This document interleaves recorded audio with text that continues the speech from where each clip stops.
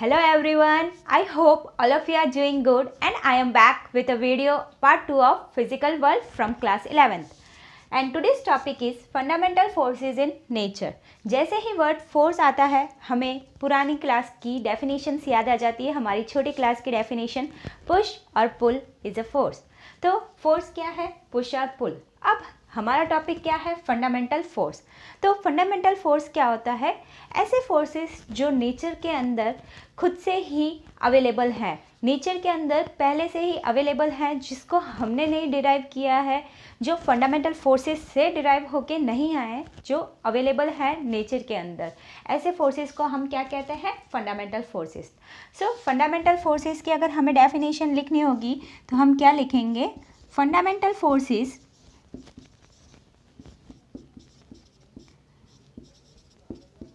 the force in present in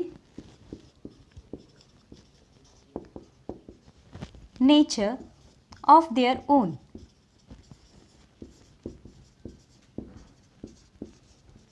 तो ये हो गई हमारे फंडामेंटल फोर्सेस की डेफिनेशन. एक होता है डिराइव्ड फोर्स. डिराइव्ड फोर्स जो है वो फंडामेंटल फोर्स से बने होते हैं. The forces derived from the fundamental force. The forces derived from fundamental force.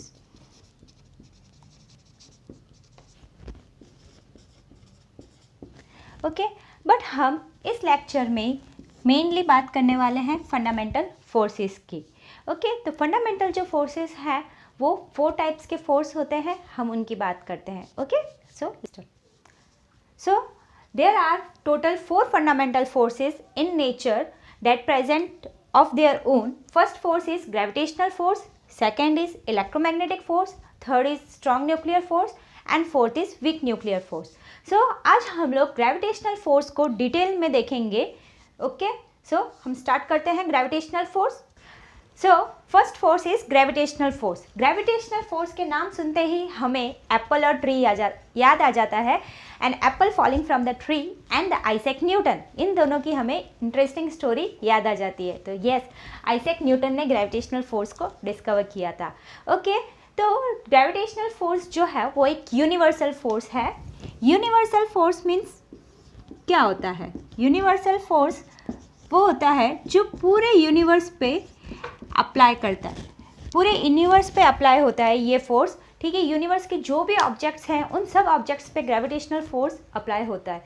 Okay, चाहे वो अर्थ हो, मून हो, सन हो, स्पेस में galaxies, stars, black hole, everything, यहाँ पे ग्रेविटेशनल फोर्स अप्लाई होता है. अब ये इसका जो नेचर है वो है attractive.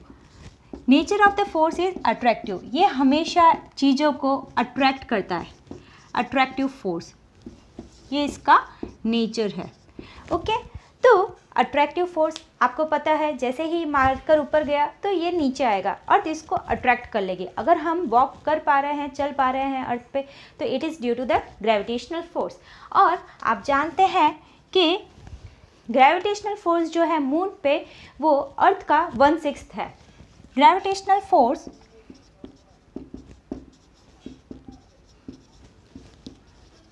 on moon is 1/6 of the earth. तो इसका मतलब क्या हुआ? अगर मेरा वेट यहाँ पे 60 kg है तो मून पे जाके मेरा वेट कितना हो जाएगा? ऑब्वियसली कितना हो जाएगा? 60 डिवाइडेड बाय 6, तो 10 kg हो जाएगा. तो आप सोच सकते हैं कि मून पे इसलिए हम लोग अच्छे से वॉक नहीं कर पाते, वहाँ पे हम लोग हवा में उड़ते हैं. ऑब्वियसली. ठीक है, नाउ ग्रेविटेशनल फोर्स जो है वो 2 ऑब्जेक्ट्स के बीच में अगर हमें ग्रेविटेशनल फोर्स निकालना है तो ग्रेविटेशनल फोर्स मास को डिपेंड करता है. मास डिपेंडेंट फोर्स है. मीन्स ऑब्जेक्ट का अगर मास होगा तो उस पर ग्रेविटेशनल फोर्स होगा. और ऑब्वियसली सारे जो ऑब्जेक्ट्स हैं अर्थ पे, यूनिवर्स पे, सब मास पार्टिकल्स हैं, मास ऑब्जेक्ट्स हैं, मासलेस पार्टिकल्स अवेलेबल नहीं हैं. ओके, हम नहीं कह सकते कि कोई भी पार्टिकल जो है वो मासलेस है. और कोई भी ऑब्जेक्ट जो है वो मासलेस है। हर ऑब्जेक्ट का, हर एक पार्टिकल का कुछ ना कुछ मास होता है और ये डिस्टेंस को भी डिपेंड करता है। मीन्स अगर डिस्टेंस ज़्यादा होगा तो ग्रेविटेशनल फोर्स कम होगा, डिस्टेंस डिपेंडेंट। तो अब आप जान सकते हैं 11th क्लास में कि ग्रेविटेशनल फोर्स को अगर आप इक्वेशन के फॉर्म में लिखना चाहते हैं तो किस तरीके से लिख सकते हैं। जो हम लिख सकते हैं, gravitational force is the product of the two masses and inversely proportional of the square distance between them. Means अगर कोई दो ऑब्जेक्ट्स हैं, एक का मास है m1, एक का मास है m2 और इनके बीच का जो डिस्टेंस है वो r है, तो फोर्स जो है वो डायरेक्टली प्रोपोर्शनल होगा इनके प्रोडक्ट को m1 into m2 and inversely proportional होगा square of the distance between this two objects. तो ये ग्रेविटेशनल फोर्स की इक्वेशन है जो आप 11th क्लास के अंदर ग्रेविटेशन चैप्टर के अंदर फुल डिटेल में पढ़ेंगे। यहाँ पे मैंने आपको शॉर्ट में बताया है। नाउ अब हमने ये देख लिया, हम आप ये भी जान लीजिए कि evolutions of stars, formations of galaxies, formations of stars, ये सब भी ग्रेविटेशनल फोर्स की वजह से ही है। Evolutions of stars,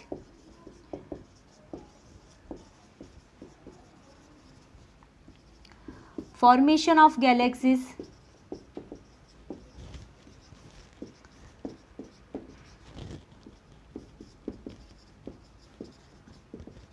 of stars, इसमें ग्रेविटेशनल फोर्स जो है बहुत ही इंपॉर्टेंट रोल प्ले करता है। ओके, तो इस चैप्टर के अंदर ग्रेविटेशनल फोर्स का ये हमने इंट्रोडक्शन देखा। ग्रेविटेशनल फोर्स जो है, एक और चीज़ बहुत नोट डाउन करने के लिए है कि ये वीक फोर्स है। 4 फोर्स में से सबसे वीक फोर्स जो है वो ग्रेविटेशनल फोर्स है, बट इसका जो रेंज है वो लॉन्ग है। रेंज जो है वो लॉन्ग है, लॉन्ग रेंज फोर्स है।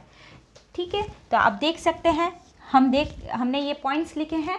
ग्रेविटेशनल फोर्स जो है वो यूनिवर्सल फोर्स है, अट्रैक्टिव फोर्स है, उसका नेचर हमेशा अट्रैक्ट करेगा ऑब्जेक्ट्स को। ग्रेविटेशनल फोर्स मून पे इज़ 1/6 ऑफ द अर्थ।